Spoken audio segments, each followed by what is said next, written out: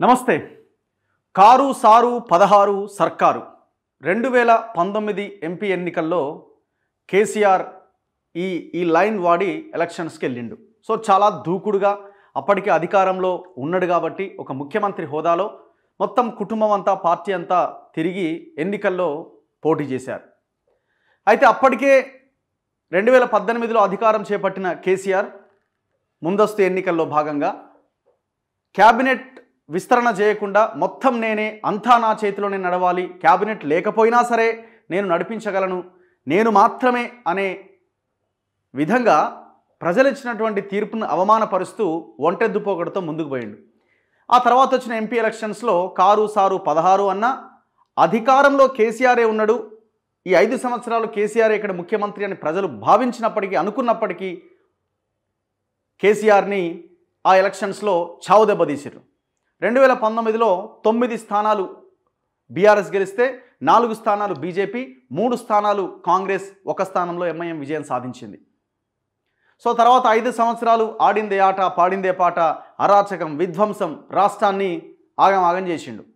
Cut చేస్తే మొన్నటి ఎలక్షన్స్లో తెలంగాణ ప్రజలు ఒక అద్భుతమైన తీర్పు చెప్పారు. బీఆర్ఎస్ని ప్రతిపక్షంలో కూర్చోబెట్టి కాంగ్రెస్కి అధికారం ఇచ్చారు. బీజేపీకి 8 సీట్లతో వాళ్ళని ప్రతిపక్షంలో కూర్చోబెట్టారు. సో ఇప్పుడు మళ్ళీ 2024 ఎలక్షన్స్ వచ్చినాయి, ఎంపీ ఎలక్షన్స్. ఈ ఎంపీ ఎలక్షన్స్లో ఒకవైపున అధికారంలో ఉన్న కాంగ్రెస్ పార్టీ వాళ్ళు దూకుడుగా ముందుకెళ్తున్నారు. 12 స్థానాలు 14 స్థానాలు మావే అని వాళ్ళు ప్రచారంలో ముందున్నారు.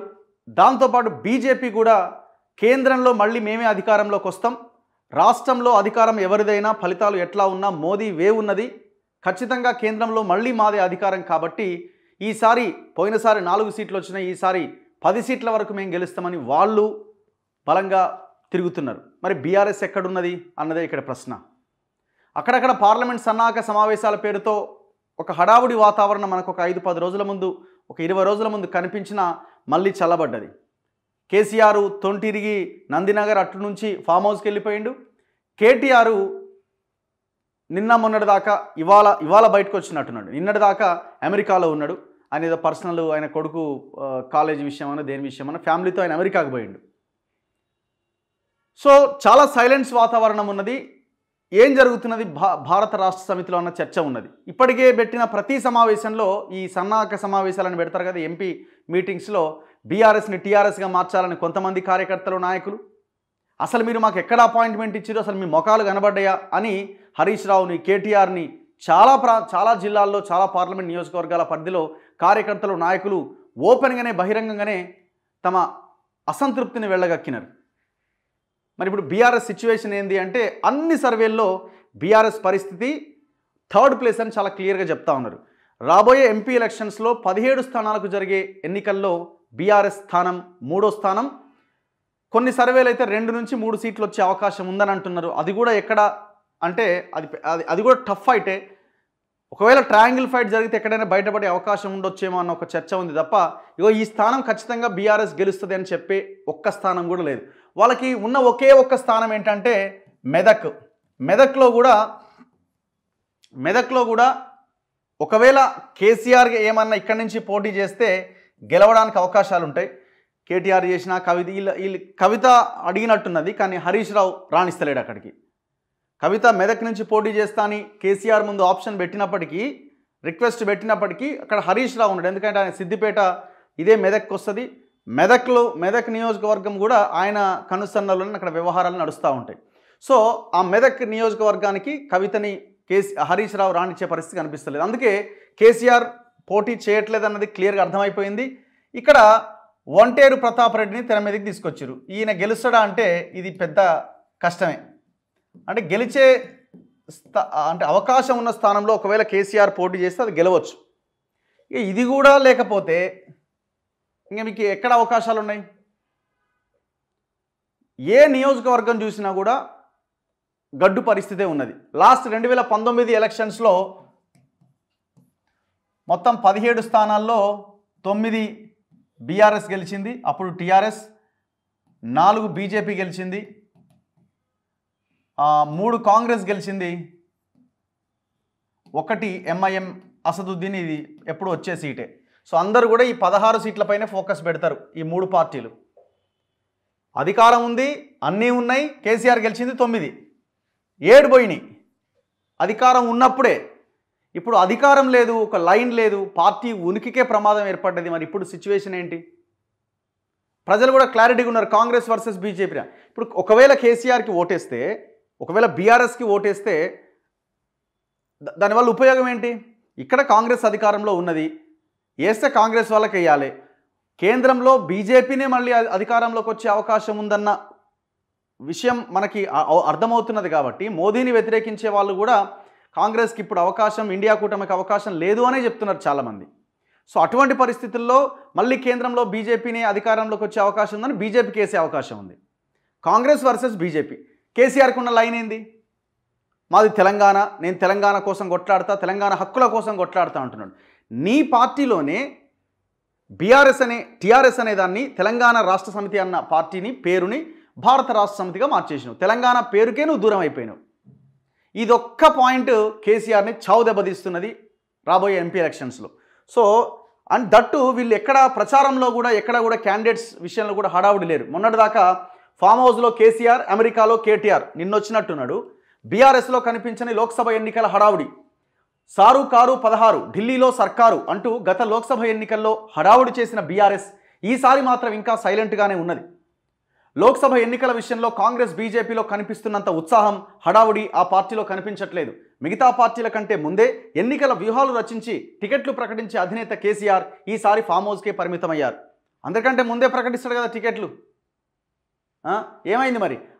అందరికంటే ముందే రంగంలోకి దిగి ఎన్నికల ప్రచార సభలు నిర్వహించే వర్కింగ్ ప్రెసిడెంట్ కేటీఆర్ అమెరికాలో వచ్చినారు. నిన్న అసెంబ్లీ సమావేశాల తర్వాత అమెరికా వెళ్ళిన కేటీఆర్ వారం రోజులుగా అక్కడే ఉన్నారు. దీంతో పార్టీ యాక్టివిటీస్ పెద్దగా కనిపించట్లేదు. మరోవైపు బీజేపీతో పొత్తు కోసం బీఆర్ఎస్ ప్రయత్నిస్తోందన్న ప్రచారం రాష్ట్రంలో జోరుగా జరుగుతోంది. ఢిల్లీ స్థాయిలో మంతనాలు జరుగుతున్నాయని కాంగ్రెస్ విమర్శిస్తోంది. దీనిపై కేటీఆర్ ఇప్పటి వరకు స్పందించలేదు. దీంతో పార్టీ నాయకుల్లో అయోమయం నెలకొంది. పొత్తు కుదిరితే తమ సీట్లు ఉంటాయో పోతాయో అని సిట్టింగ్ ఎంపీలు, ఆశావహులు ఆందోళన చెందుతున్నారు. ఇక్కడ పాయింట్ ఏంటంటే బీజేపీ బీఆర్ఎస్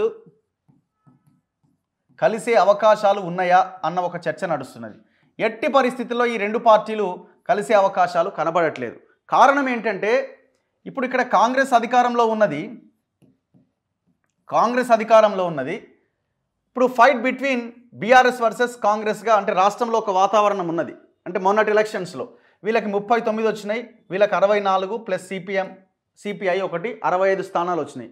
సో వీళ్ళ అధికారం, వీళ్ళు ప్రతిపక్షం అన్న పరిస్థితిలో ఉన్నది. బీజేపీ 8 స్థానాలతో 3వ ప్లేస్లో ఉంది మొన్నటి ఎలక్షన్స్లో. ఇప్పుడు ఈ రాష్ట్రంలో బీఆర్ఎస్ ప్రధాన ప్రతిపక్షంగా ఉన్న ప్లేస్ని బీజేపీ ఆక్యుపై చేయాలంటే బీఆర్ఎస్ అనే పార్టీ లేకుండా పోవాలి. బీఆర్ఎస్ అనే పార్టీ పక్కకి వెళ్ళిపోవాలి. ప్రజలు దాన్ని పార్టీని పక్కన పెట్టాలి. బీజేపీ ఈ ప్లేస్ని ఆక్యుపై చేయాలంటే బీఆర్ఎస్ ఉండడానికి వీల్లేదు. ఇప్పుడు ఒకవేళ బీజేపీ మళ్ళీ ఇప్పుడు మొన్నటి ఎలక్షన్స్లో ఏం జరిగింది?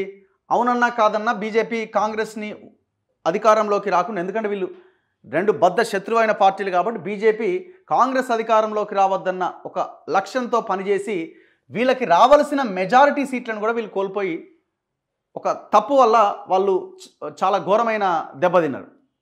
సో ఈసారి కూడా మళ్ళీ బీజేపీ బీఆర్ఎస్తో పొత్తు పెట్టుకొని మళ్ళీ ఉన్నటువంటి 4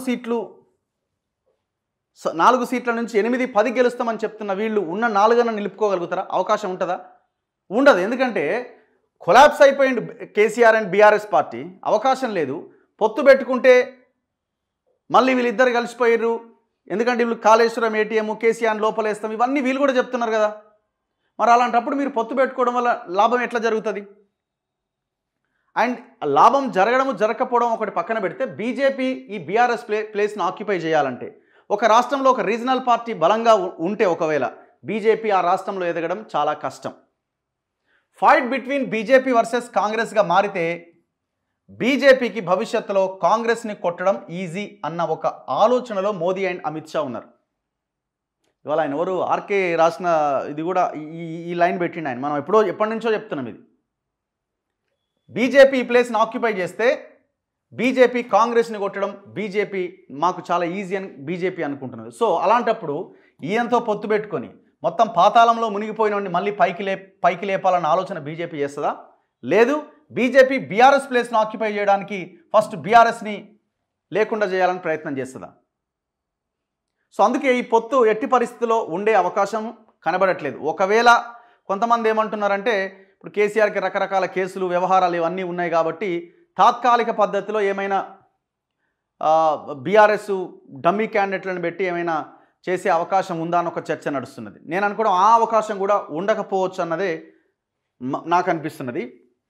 సో ఏదేమైనా బీఆర్ఎస్కి కనీసం పోటీ చేయడానికి సిట్టింగ్లు కూడా నిరాకరిస్తూ ఉన్నారు. మేము ఇక్కడ పోటీలో ఉండము, మళ్ళా కోట్లు ఖర్చు పెట్టాలి, బీఆర్ఎస్ నాయకులను చూస్తేనే జనం పైసలు మా ఇంటి ముందుకు వచ్చినట్టు భావిస్తూ ఉన్నారు. ఎంత పంచుతారు అన్నట్టుగా ఈక్వేషన్ మారిపోయింది. బాగా సంపాదించారు కదా, అందుకే సిట్టింగ్లు కూడా మేము పోటీ చేయమన్న ఒక అభిప్రాయానికే వస్తున్నారట. మరోవైపు ఇంకెక్కడుంది, దీంతో పార్టీ నాయకుల్లో అయోమయం నెలకొంది. పొత్తు కుదిరితే సీట్లు ఉంటాయో పోతాయో అని సిట్టింగ్ ఎంపీలు ఆశావహులు ఆందోళన చెందుతున్నారు. గత ఎన్నికల్లో బీఆర్ఎస్ 9 సీట్లు గెలుచుకోగా బీజేపీ 4, కాంగ్రెస్ 3, ఎంఐఎం 1 సీటులో గెలిచింది. బీఆర్ఎస్ మెదక్ ఎంపీగా ఉన్న కొత్త ప్రభాకర్ రెడ్డి ఇటీవల జరిగిన అసెంబ్లీ ఎన్నికల్లో దుబ్బాక నుంచి ఎమ్మెల్యేగా గెలుపొందారు. దీంతో ఆయన ఎంపీ సీటుకు రాజీనామా చేశారు. పెద్దపల్లి ఎంపీ బోర్లకుంట వెంకటేష్ నేత ఇటీవలే కాంగ్రెస్లో చేరారు. దీంతో ప్రస్తుతం బీఆర్ఎస్కు 7 సిట్టింగ్లు మాత్రమే ఉన్నారు. ఇది కూడా ఇంకొక ఈక్వేషన్. ఆల్రెడీ ఒక ఆయన దుబ్బాక నుంచి ఎమ్మెల్యేగా పోటీ చేసింది కాబట్టి ఆ స్థానం ఖాళీగా ఉన్నది. వెంకటేష్ నేత రీసెంట్గా సిట్టింగ్ ఎంపీ కాంగ్రెస్లో చేరిండు. చివరలో సీట్ల కేటాయింపు. గత లోక్సభ ఎన్నికల్లో ఇటీవల జరిగిన అసెంబ్లీ ఎన్నికల్లోనూ అందరికంటే ముందే బీఆర్ఎస్ అభ్యర్థులను కేసీఆర్ ప్రకటించారు. చాలా వరకు సిట్టింగ్లకే సీట్లు ఇచ్చి నష్టపోయారు. బీఆర్ఎస్ సీట్లు ప్రకటించిన తర్వాత కాంగ్రెస్ ఆచితూచి అభ్యర్థులను ప్రకటించింది. బీజేపీ కూడా ఇదే పద్ధతి అనుసరించింది. కేసీఆర్ టికెట్లు కేటాయించిన తీరుపైన ఇంటా బయట విమర్శలను ఎదుర్కొన్నారు. పార్టీ ఓటమి గల కారణాల్లో ఇది కూడా ఒక అంశమని నేతలు చెప్పుకొచ్చారు. ఈ నేపథ్యంలో లోక్సభ టికెట్ల ప్రకటనపైన తొందరపడొద్దనే ఆలోచనలో కేసీఆర్ ఉన్నట్టుగా ఆయన సన్నిహితులు చెబుతున్నారు. మరోవైపు బీజేపీతో పొత్తులపై కూడా పార్టీ ఆశలు పెట్టుకున్నట్టుగా తెలుస్తోంది. కేంద్రంలో మళ్ళీ బీజేపీ అధికారంలోకి వస్తే కనీసం ఓ మంత్రి పదవి వస్తుందని, రాష్ట్రంలో కాంగ్రెస్ సర్కార్ నుంచి రక్షణ దొరుకుతుందని ఆ పార్టీ భావిస్తున్నట్టుగా విశ్లేషకులు చెబుతున్నారు. బీఆర్ఎస్తో పొత్తుల అంశాన్ని బీజేపీ రాష్ట్ర నేతలు కొట్టిపారేసినప్పటికీ పార్టీ జాతీయ నాయకత్వం మాత్రం స్పందించలేదు. సీఎం రేవంత్ రెడ్డి కూడా ఈ అంశంపై 2 రోజుల క్రితం ఆరోపించారు. బీజేపీ బీఆర్ఎస్ పొత్తులపైన ఢిల్లీ స్థాయిలో చర్చలు జరుగుతున్నాయని, బీజేపీకి 10, బీఆర్ఎస్ 7 సీట్లకు ఒప్పందం కుదిరిందని ఆరోపించారు. ఈ వ్యవహారం తేలిన తర్వాత లేదా బీజేపీ కాంగ్రెస్ అభ్యర్థులను ప్రకటించిన తర్వాతే తమ అభ్యర్థులను ప్రకటిద్దామని కేసీఆర్ సూచించినట్టుగా బీఆర్ఎస్ పెద్దలు అంటున్నారట. సో నేను అనుకోవడం ఈ పొత్తు అయితే అఫీషియల్ పొత్తు అయితే ఉండదు అనే కనబడతా ఉన్నది. అది జరిగే అవకాశం లేదు. బీజేపీ మళ్ళీ అంత పెద్ద మిస్టేక్ బ్లండర్ చేస్తానైతే నేను అనుకుంటలేను. ఎందుకంటే ఆ పార్టీ కార్యకర్తలే సహించారు, ఆ పార్టీ కార్యకర్తలే కొడతారని బండి సంజయ్ చెప్పింది కదా మొన్న ఎక్కడ తాండూరులో జరిగిన మీటింగ్లో. సో అది జరిగే అవకాశం ఎట్టి పరిస్థితిలో లేదు. సో మొత్తానికైతే కేసీఆర్ అయితే ఒక దిక్కు తోచని పరిస్థితిలో ఉన్నాడు. కాలం కలిసి రావడం కాదు, ప్రజలని దూరం పెడితే, ప్రకృతిని విధ్వంసం చేస్తే సిచ్యువేషన్స్ ఇట్లానే ఉంటాయి. ఇప్పుడు ఆ పార్టీని కాపాడుకునే విషయం పక్కన పెట్టండి, తన కుటుంబ పరిస్థితి ఏందని అడుక్కోవాల్సినటువంటి సిచ్యువేషన్ వచ్చింది. వాళ్ళు ఎట్లా రక్షించుకోవాలి అని. సో ఇట్లా బీఆర్ఎస్ పార్టీకి సంబంధించిన విషయంలో వీళ్ళు ఇంకా లోక్సభ ఎన్నికల్లో ఎలా ముందుకెళ్లాలన్న విషయంలో ఒక కార్యాచరణ కనిపించట్లేదు. ప్రధానమైన కారణం సిట్టింగ్లుగా ఉన్న వాళ్ళు పోటీకి అంతగా ఆసక్తి చూపించట్లేదు. ఇట్లా రకరకాల ఫ్యాక్టర్స్ ఆ పార్టీని మరింత పాతాళంలోకి నెట్టేస్తున్నాయి. ఇక్కడ ఏం చేసినా అయినా 3వ ప్లేసే. ఏమన్నా వస్తే మెదక్ సీటు కేసీఆర్ పోటీ చేస్తే రావాల్సింది తప్ప ఇక మిగతా ఎక్కడా వీళ్ళకి అవకాశం లేదు. చూస్తూనే ఉండండి మన తొలి వెలుగు.